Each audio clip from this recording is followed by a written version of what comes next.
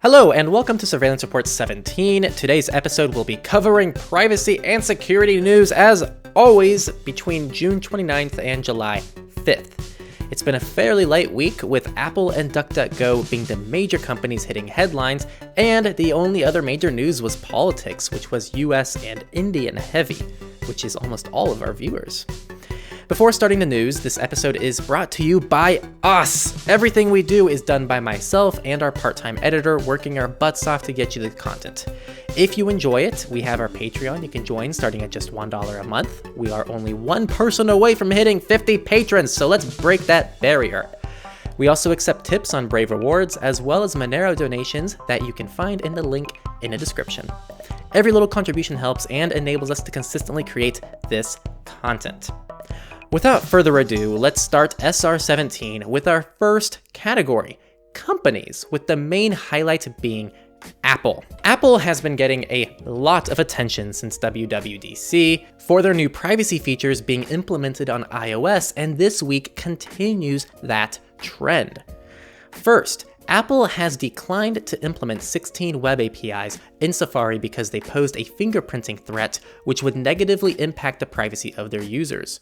Most of these APIs include things like the proximity sensor, geolocation sensor, battery status API, and much more, which are only implemented in Chromium-based browsers. Apple said WebKit's first line of defense against fingerprinting is to not implement web features which increase fingerprintability and offer no safe way to protect users.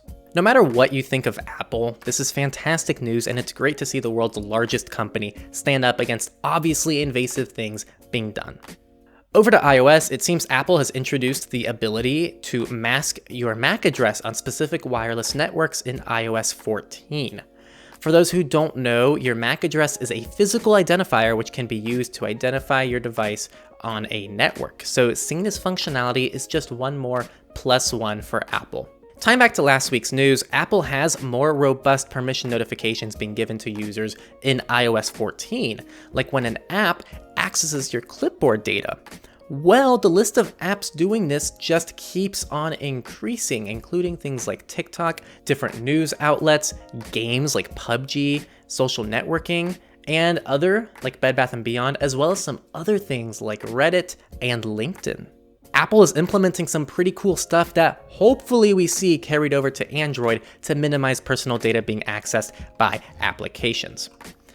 Our next company here is DuckDuckGo, who had some pretty busy news this week. First, several users took to Reddit and Twitter this week claiming that DuckDuckGo is being blocked in India.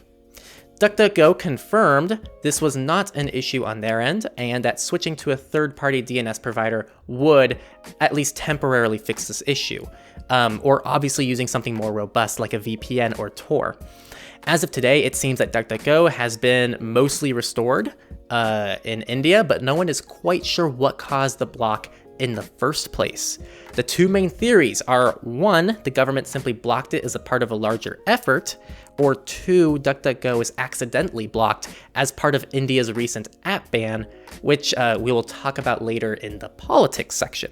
The second DuckDuckGo news this week goes back to a previous concern from last year over the Fav icon, the icon displayed in your browser tabs, inside of their mobile privacy browser.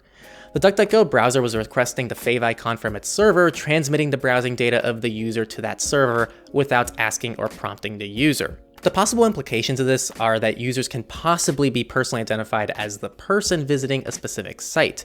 DuckDuckGo has said that no personal information was ever collected, and they have fixed this in their apps, both Android and iOS, but many users still question why it was ever done in the first place, as well as why the issue was closed last year with no notice.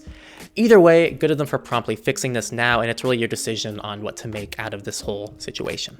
Our last company news this week goes back to Zoom, who has been progressively looking worse and worse after showing some hope of change.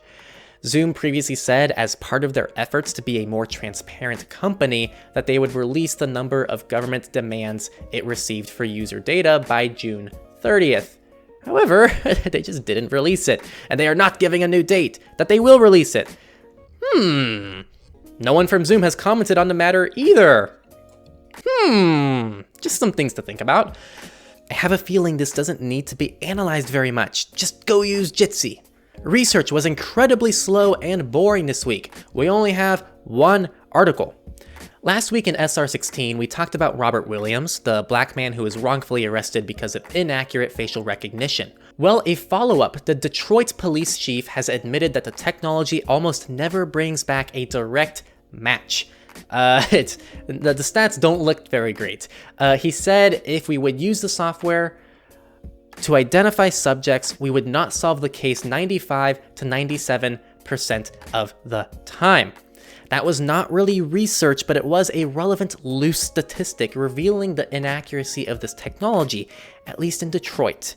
I guess that was the research for the week. It was pretty boring and tame, but that doesn't take away from the importance of this facial recognition technology being implemented.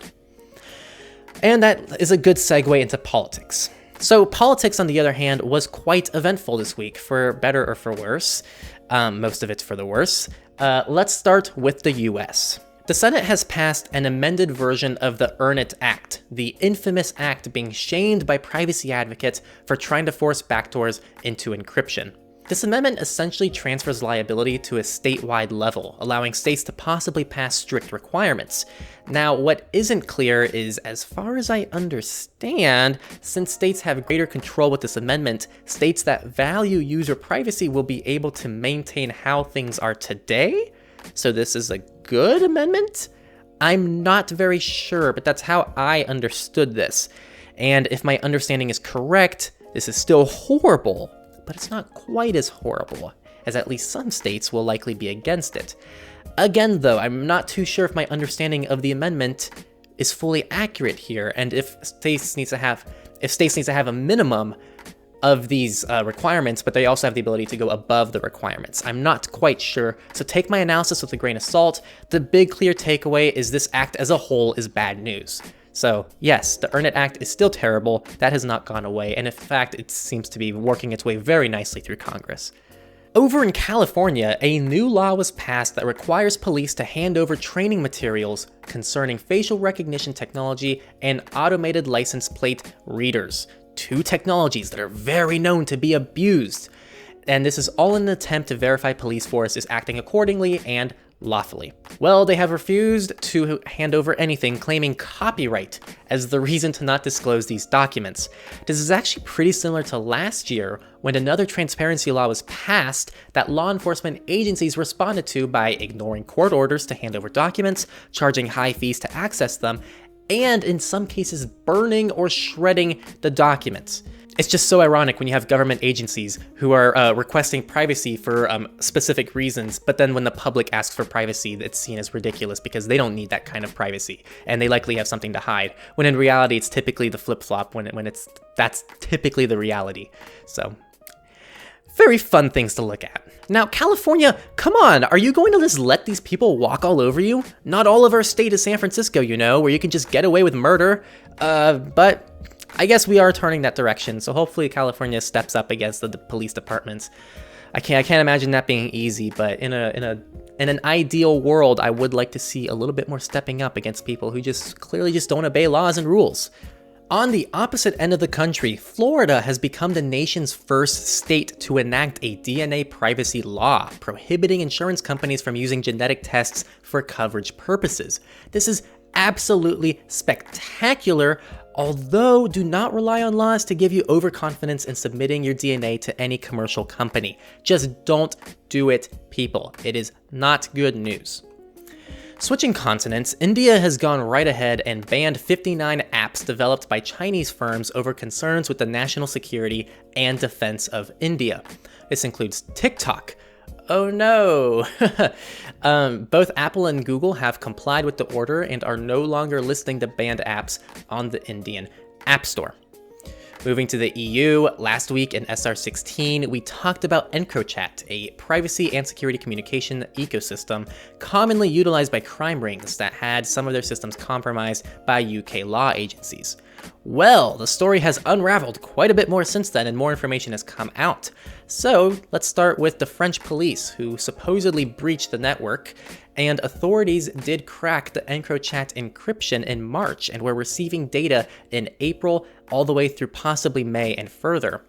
This led to the UK National Crime Agency to make 746 arrests and dismantle dozens of organized crime groups. This is being praised as a fantastic win for fighting crime, but privacy advocates are concerned over the blatant fight against the product and company that simply aim to offer privacy to individuals. In trying to catch these criminals, there's no doubt that some innocents who were using this device just legally were also swept up in the search as well, compromising their potential privacy. Just something to think about. This isn't just all sunshines and rainbows. There were likely people that were swept up as part of this investigation who probably didn't deserve to be swept up in the investigation as well. Our second to last category is free and open source software, which had very little activity this week. Now, for those of you watching the video, a trigger warning, this will be a Google Translate screen because Google Translate has the best translation out of all sites I tried so that we can actually decipher this since it's in Spanish. There was a lot of chatter happening all over the internet that Mexico had banned open source projects, meaning things like Linux would become illegal. This was highly incorrect, and it's clear very few people actually read articles or did any research. So again, avoid talking about things and writing popular stories or ideas without reading into the stories yourself. This establishes a mechanism that would allow anyone who alleges a copyright infringement to censor content on the internet without the need for evidence and without being determined by a judge. Up to 10 years imprisoned are then contemplated for the, quote, criminal. So this is a problem for many reasons. Many security researchers rely on bypassing digital locks to find vulnerabilities. People with disabilities rely on circumvention for accessibility purposes. Creators, artists, and journalists need to bypass digital locks to extract fragments of copyrighted works for criticism, paradox, education, and more. I mean, we sometimes include copyrighted clips in our videos, but it's under fair use because it's just a short clip and we're not actually stealing the work, we're referencing it. And let's just be real, people. I buy my ebooks from the Kobo store and I DRM strip them, so I actually own my ebooks after I buy them, so I can share them with people like a normal book that I bought, load them on any device, convert them into any format I want, and more, since I actually purchased the damn book and I should have the rights to own it. This seems to bypass a digital lock, so I'd assume it'd be covered under this law and it'd be considered criminal. Same applies to most other mediums and software, and I'm sure most people see a 10-year sentence, a possible 10-year sentence, as pretty extreme for wanting to read a book without logging into an Amazon account. So this is clearly an issue that speaks for itself, but what really makes me upset is that no one is talking about this. The fake Linux is illegal nonsense got all of the publicity, and no one is talking about the actual problem of how restrictive this law can be in its attempt to limit piracy. To recap, in Mexico, Linux is not illegal, replacing the operating system on your computer is not illegal, pirating Windows and bypassing its license in any way would be illegal. This technically already is illegal in most places, but Mexico is clamping down on this in a very restrictive way that may impact people who aren't even pirating content. That's all in that story. Let's move on to the Misfits. We live in such a crazy world through the lens of privacy and security. Things are just always changing, and the Misfits, well, there's typically a lot of those. And this was one of those weeks that we really didn't have much happen. So I kind of had to dig a little bit, and I did find one article I had to share with you, and it's not even an article. It's a mass analysis of passwords on GitHub. You can see all of the fun stats in the sources, but let's talk about some of the notable ones. The most common password is 1234 and, don't forget, 56, which covers close to 1% of all used passwords. That doesn't sound like a lot, but it means 1 in 100 people may be using that password, which is a lot considering a password can be literally anything. Only about 9% of passwords were unique, meaning they were only found once. Of those, the average length was 9.8 characters, and only 7% of them included special characters. The other main highlight, and this was pretty interesting, There were high entropy passwords that had a higher than expected occurrence rate, leading the researcher to think there is a password manager that is creating passwords with low entropy, causing repetitions over a lot of users. A healthy reminder to stick to open source password managers where this kind of stuff is a lot less likely to happen, and it's more likely to be picked up. That was the news, everybody, putting a wrap on SR17. If you enjoyed this episode, make sure to like, rate, follow, and whatever other things you want to do to engage from whatever platform you're listening in from, whether it be the podcast or the video on YouTube. Once again, consider supporting our work through places like Patreon. We have quite a few cool perks there as a thank you for your support, and we have other support methods on our site, all of which you can find in the description. Thanks to everybody who already supports us, and thank you for watching, and I'll see everybody next week for SR18.